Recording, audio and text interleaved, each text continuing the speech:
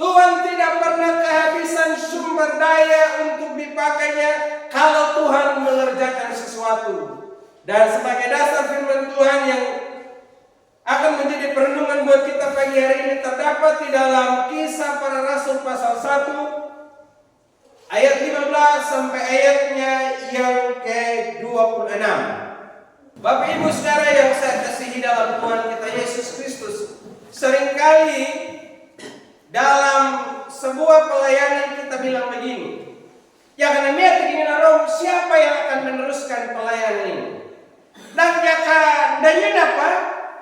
Maka sebuah pelayanan ini bisa macet, bisa mandek, tidak akan berkembang seperti yang sedang terjadi sekarang.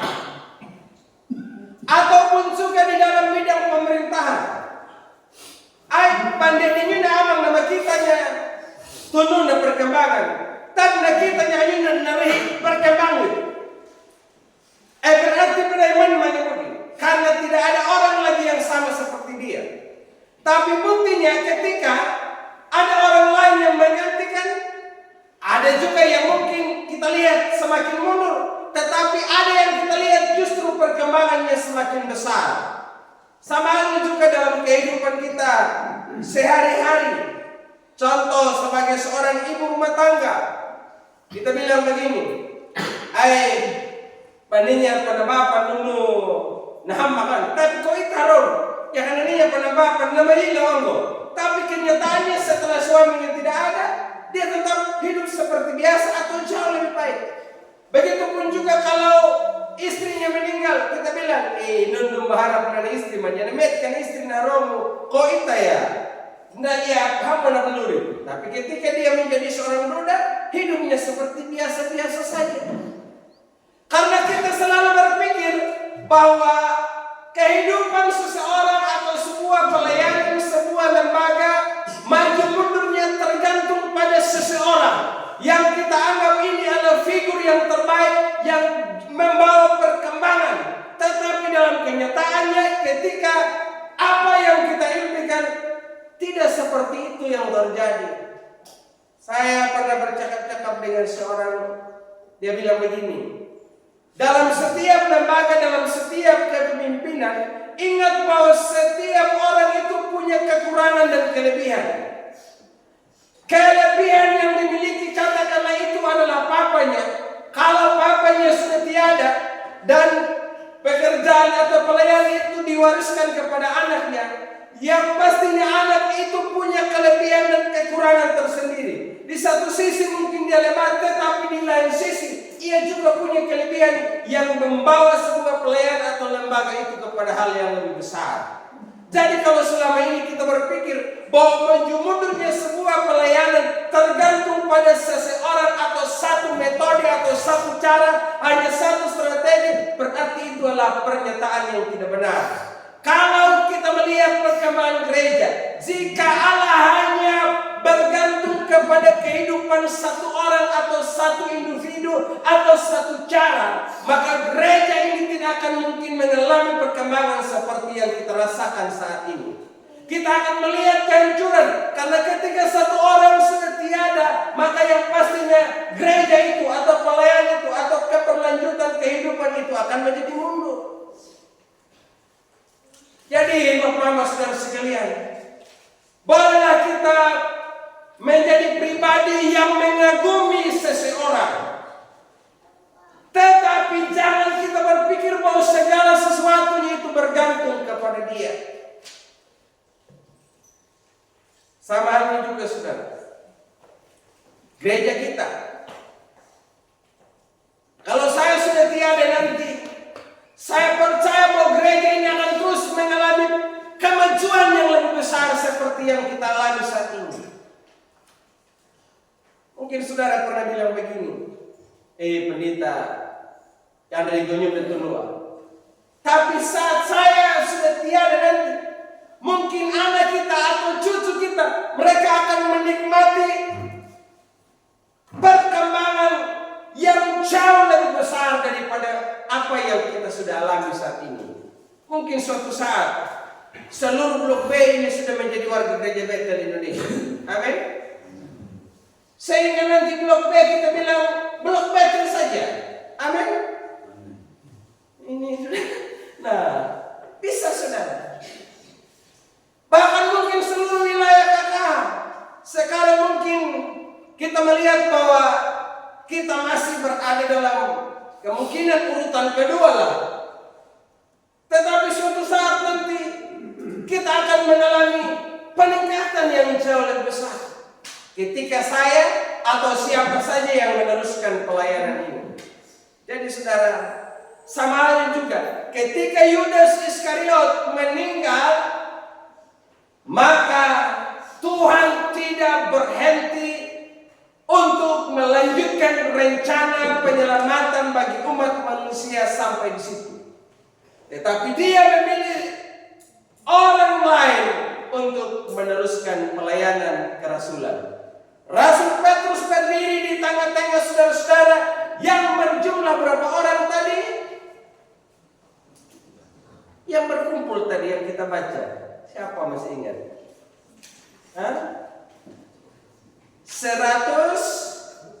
120 orang. Petrus berdiri sebagai seorang pemimpin di antara mereka dan dia berkata, saudara-saudara, oleh karena itu kita harus memenuhi apa yang tertulis dalam firman Tuhan, bahwa kita harus memilih seorang pengganti dari Yudas Iskariot yang telah berkhianat itu. Makanya dalam ayat yang ke-20 saudara bisa lihat ya.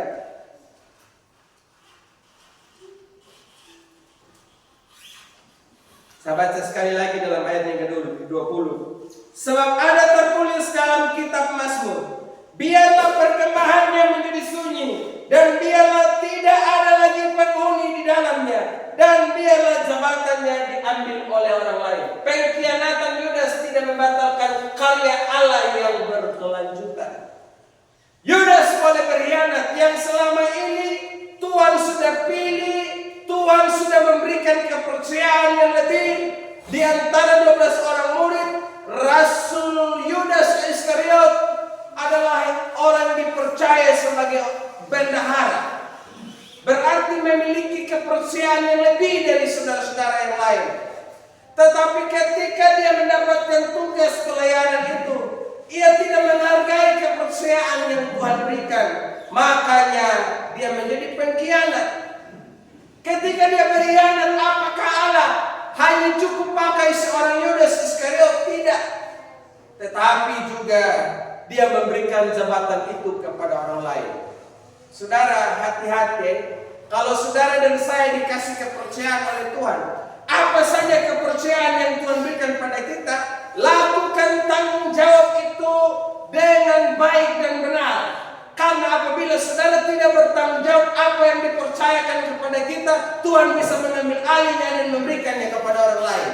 Kita lihat juga di dalam kehidupan bangsa Israel.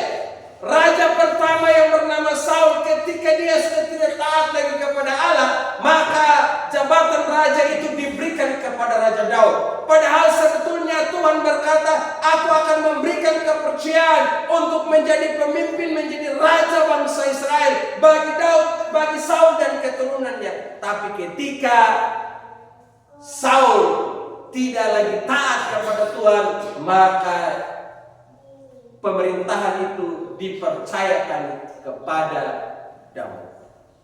Jadi saudara, kalau dikasih kepercayaan harus hargai. Tuhan Yesus juga mengulang hal yang sama kalau kita lihat dalam pemberitaannya dalam kitab Injil. Hendaklah kamu setia pada perkara yang kecil, maka Tuhan akan memberikan kamu kepercayaan yang lebih besar. Tetapi apabila kamu tidak setia pada hal yang kecil, maka Tuhan tidak akan memberikan kepercayaan yang lebih besar. Walaupun kita memimpikannya, walaupun kita menambahkannya, walaupun kita harus berkorban untuk meraih semua itu, kita tidak akan temukan, tidak akan kita peroleh. Ingat, jabatan kepercayaan yang Tuhan berikan itu harus dihargai. Orang Kristen, nyata atau kerenjai, tahu pelayan Lewi. Kita tidak perlu cari jabatan. Amin. Tapi cukup taat dan setia kepada Tuhan. Jabatan itu akan datang dengan sendiri. Kenapa?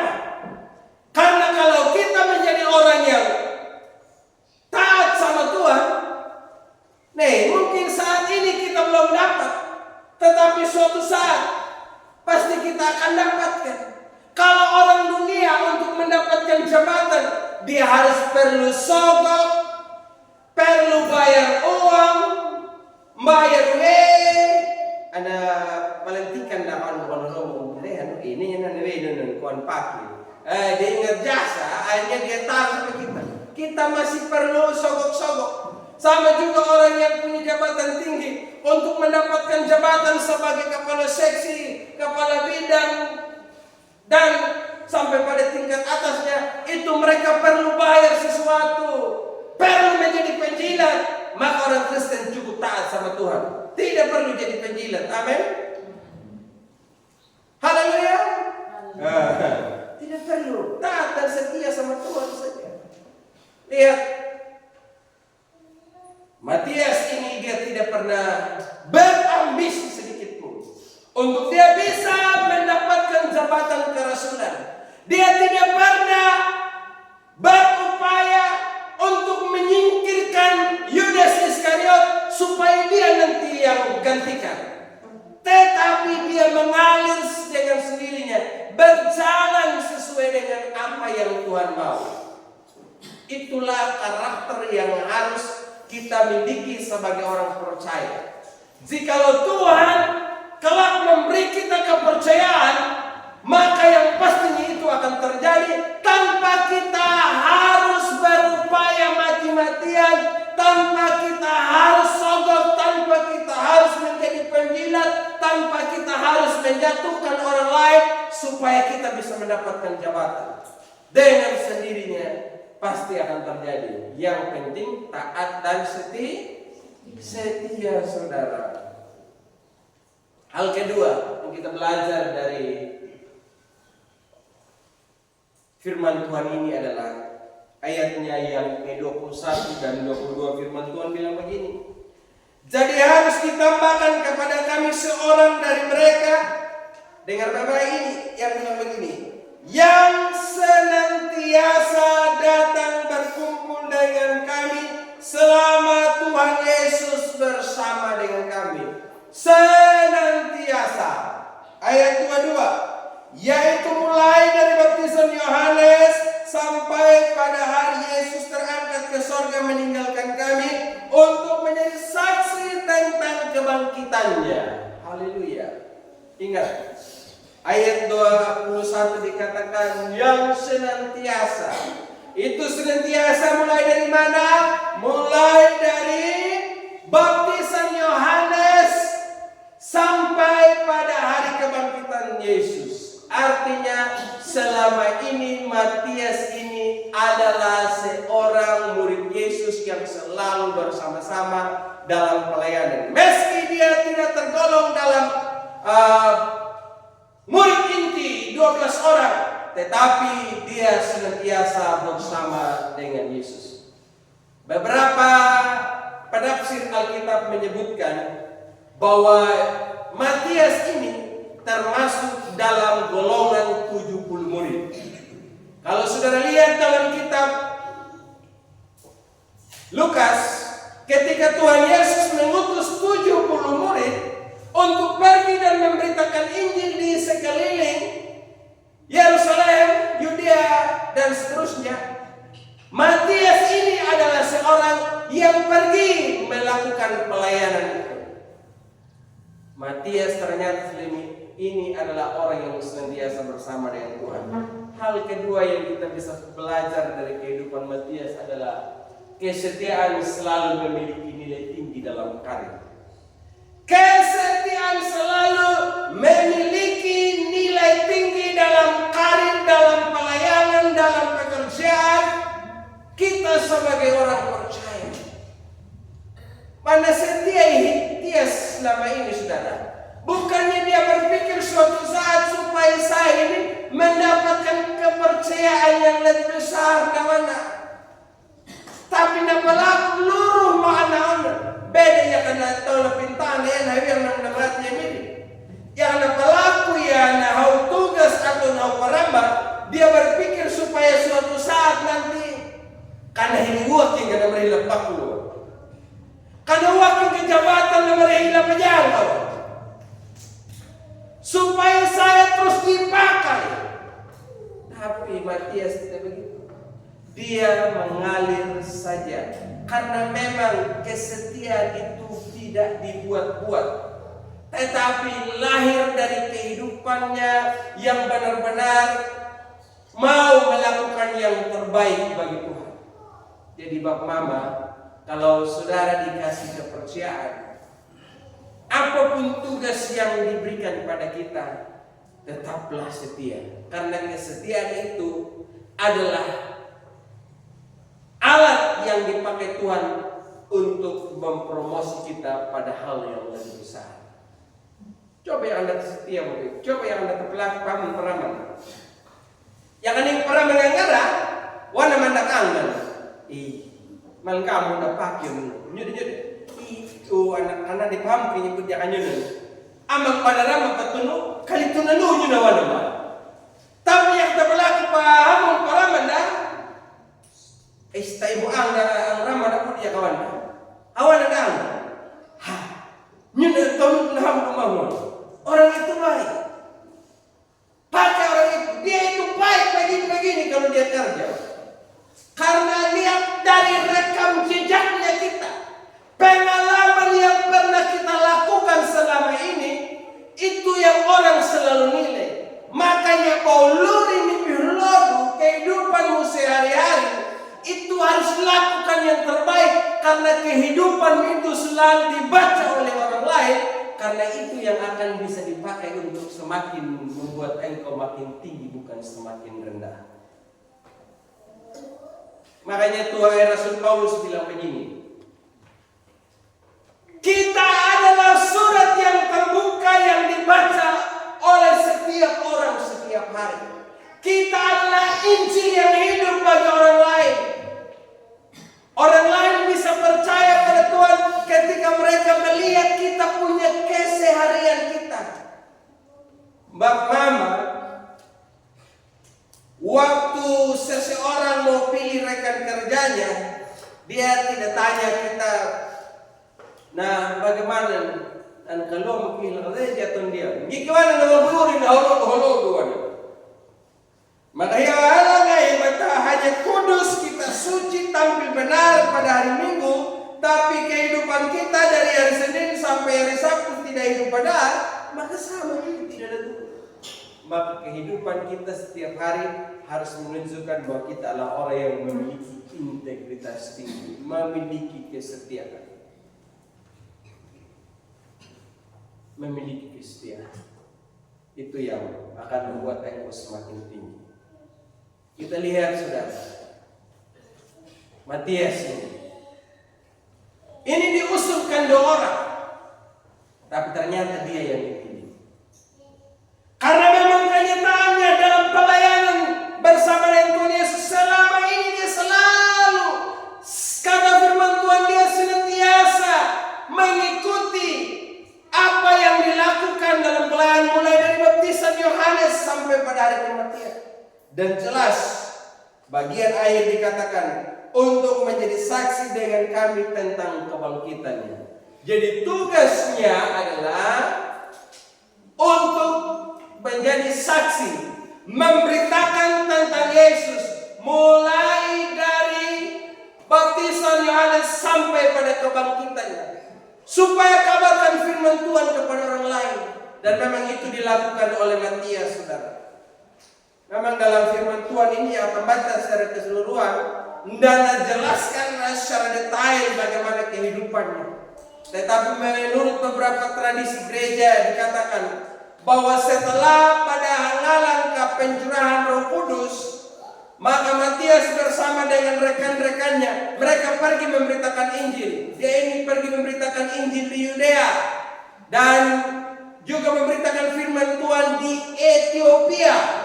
Pergi beritakan firman Tuhan sampai pada akhirnya dia juga mati dalam keberadaannya sebagai martir.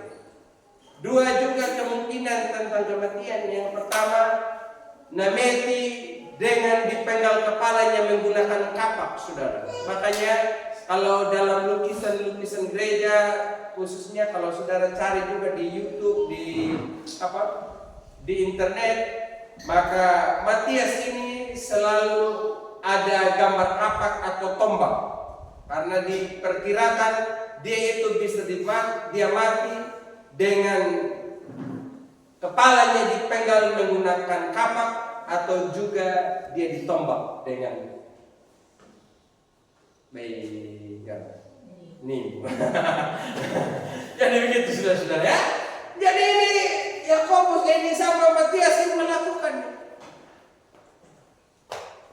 Dan satu-satunya murid atau rasul Kristus yang memiliki makam di Jerman adalah beliau. Dikatakan bahwa mama dari Kaisar Konstantinus, dia itu pada abad keempat namanya Mama Helena atau Mama Susana, saya lupa dari mamanya. Dia itu bawa dia punya sedikit nakayuban, bawa bikin makam sama dia di satu pegunungan yang bernama Pegunungan Alpen di wilayah timur Jerman. Ini menandakan bahwa dalam pelayanan nama nunuman mauna pitiweling pada baptisan Yohanes sampai kebangkitan Yesus, sampai pada hari matinya, dia tetap menunjukkan kesetiaannya sesuai dengan panggilannya. Dikatakan dalam ayat yang ke-22 untuk menjadi saksi, memberitakan tentang firman Tuhan.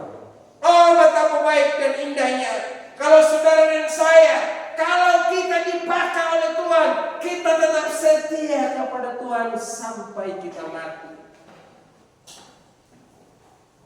Ku mau setia, setia selamanya.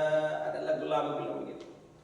Oh Yesus kekasihku, hanyalah Kau, namamu kan kuukir di hatiku seumur hidupku, hanya bagimu Yesus, ku mau setia, setia selamanya. Saudara masih ingat lagu ini? Siapa yang masih ingat? Iya, itu lagu lama tahun 90-an saudara.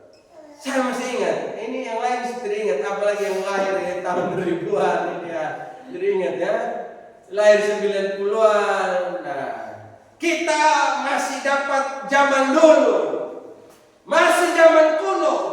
Jadi bagusnya kalau lahir lebih dulu, saudara, begitu. Yang orang tidak tahu kita tahu. Tapi kalau kita lahir kemudian kita mana? Jadi saudara-saudara, ingat kita yang lain ini yang mungkin umur 40-an sekarang, kalau ditanya umur berapa? Udah kepala 3, udah kepala 4. Kita malu, jangan malu. Menunjukkan bahwa kita ini adalah orang yang dipelihara Tuhan.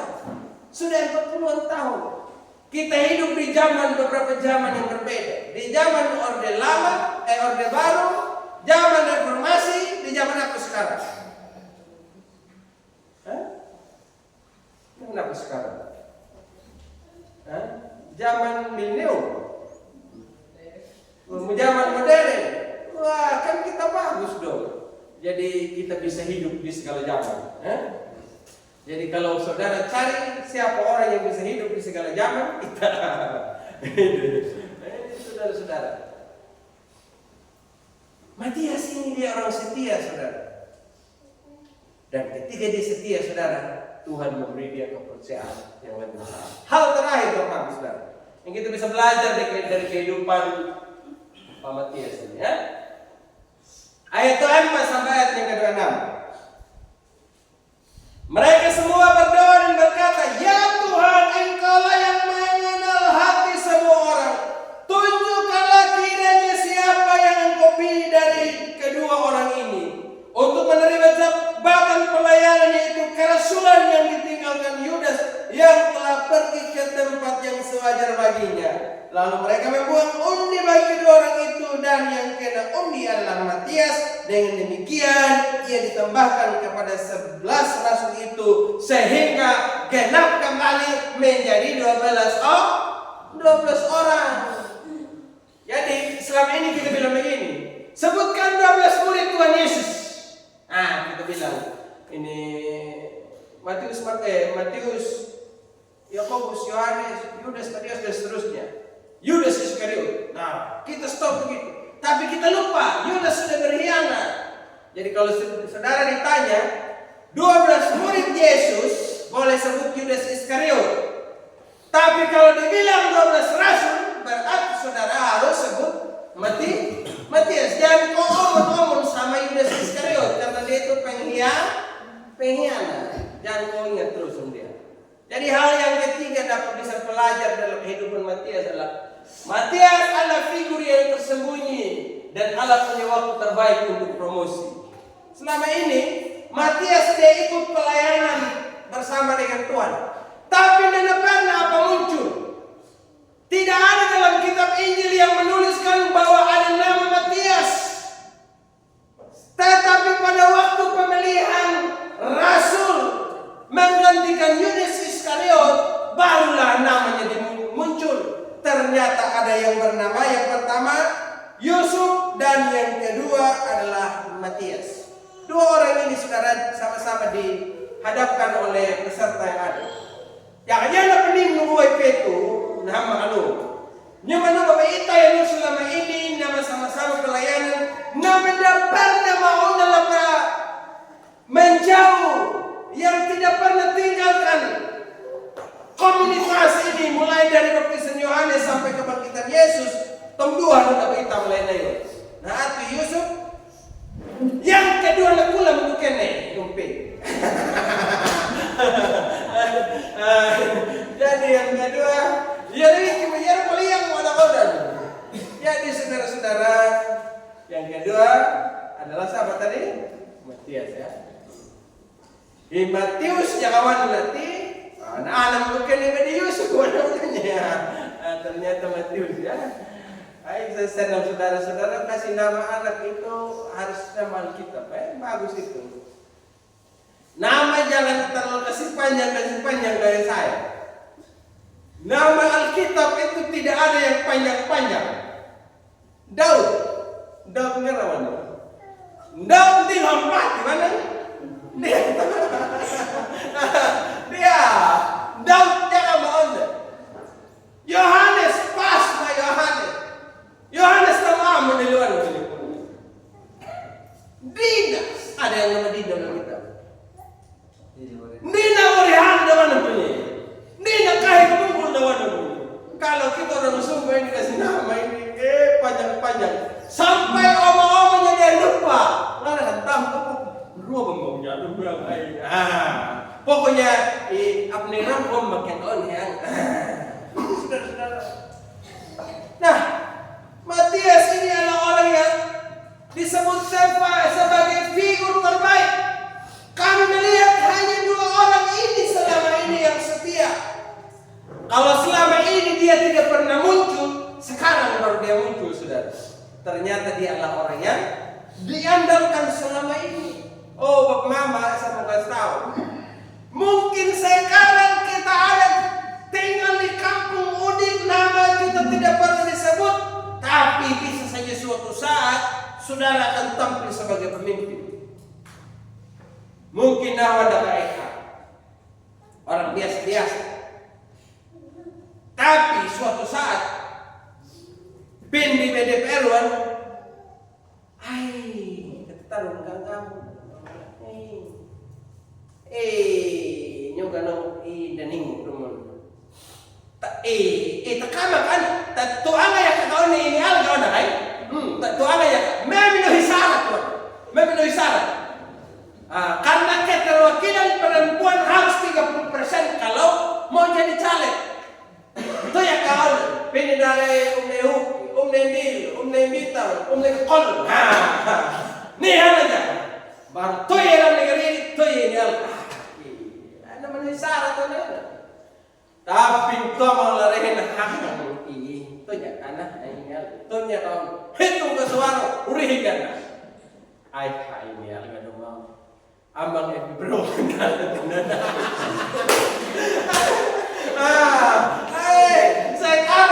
nggak dapat kamu anggota DPR. Jadi kalau dia datang di upacara HUT kemerdekaan RI di kecamatan yang kami hormati, Ibu Dewan yang terhormat, wananya tangan, Mama Alga juga dengan percaya diri.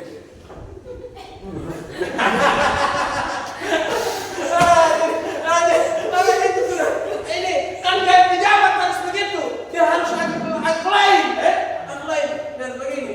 Mana dia kayak pejabat? Itu kau cocok jadi penjual kue cucur. Cocok jadi penjual kue cucur. Yang setiap hari dia bilang ini kue cucur. Ibu kembali kemarin dia goreng kue cucur.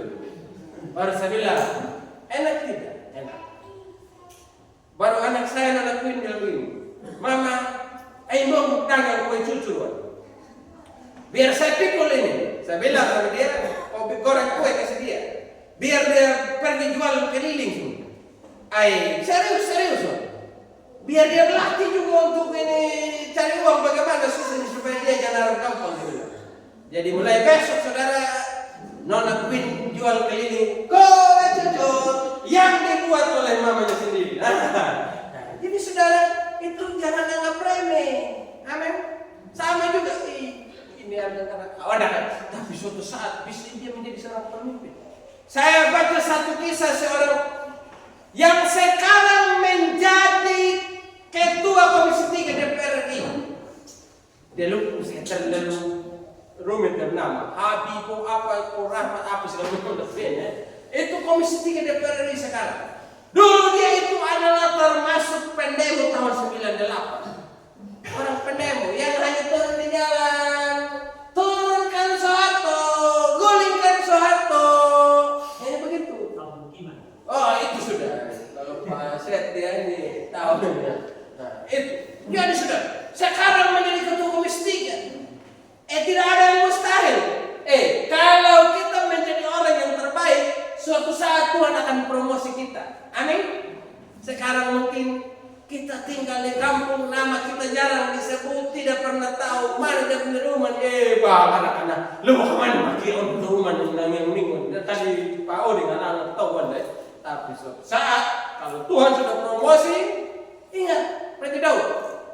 Waktu pemilihan raja pengganti dari Saul. Samuel bilang begini, mana anakmu hai Isai? Ini Isai dia kasih tunjuk. Ini Elia apa segala macam dia punya anak yang kebuak yang nama Wihe nama dia anak nama berapa menjadi berapa. Ternyata saudara, dia lihat ini Samuel satu per satu ini tidak ada yang cocok. Lalu Samuel bilang begini, Samuel ini Isai, dia anak ini menyebutkan anak meweu tapi lang pawang na berada maaunon. Wan ni Samuel lakau. Anari yang tak kayuna terjadi pengaruh. Maka ini tersedia. Ida bering karena ada pengaruh. Tanya apa wan ni Isa India. Lo kepaunya nanam. Dauto. Nyari rumput kadai. Handau. Kepicok. Tolong, Mike. Daud dalam penuh ketakutan dia datang. Bagaimana kakak? Kau dan gue Daud ini takut. Tapi dia pada kadang-kadang Paul malah bertilutung dari ini. Dia pulang, datang dengan berkeringat, usaha-usaha menghadapi Pak. Lihat orang-orang. Ternyata ada Samuel. Dia baru muncul di depan pintu. Samuel begini, bilang begini. Inilah orang yang dipakai oleh Tuhan. Hangat terhadap pendapat. Daud tuh. Mana ini ya? Mari ini ya. Mama ya. Dengar kejali mana nih? Dah mana nih? Jangan Tapi nggak unik. Tapi ternyata saudara, dia menjadi orang yang hebat. Jadi saudara-saudara, sekarang ini, amin, sekarang ini kau tinggal tunggu waktunya Tuhan promosi, amin. Tinggal tunggu waktunya engkau dipromosi Tuhan. Tinggal tunggu waktunya engkau dapat berkat. Tinggal tunggu waktunya engkau menikmati kelimpahan dan sukacita. Tapi ingat, kalau saudara dipakai Tuhan, jangan sombong. Jangan kalau saudara sudah menjadi orang yang dipakai Tuhan, kau punya kawan-kawan kau lupa. Orang yang biasa bersama-sama dengan kau selama ini, kau tidak tahu saudara. Tapi harus tetap rendah hati. Saya saudara berdoa dan merindukan anak-anak yang kita di sini harus sekolah semua, harus kuliah. Pak Pendeta, kita tidak ada biaya untuk kuliah. Ada banyak kuliah gratis. Dan kalau pulang kuliah, pulang kampung, maka saudara bisa dipakai. Mungkin kerjanya mulai dari hal kecil. Saudara nanti pasti akan dikasih kepercayaan yang lebih besar. Amin. Jadi ada anak sekolah ini, kamu sekolah baik-baik. Jangan melihat keterbatasan dari orang tua atau kita semua. Tapi lihat Tuhanmu yang lebih besar. Mungkin keluarga kita yang dianggap hina, yang tidak berarti saat ini, suatu saat engkau yang mengangkat harkat dan martabat keluargamu. Amin.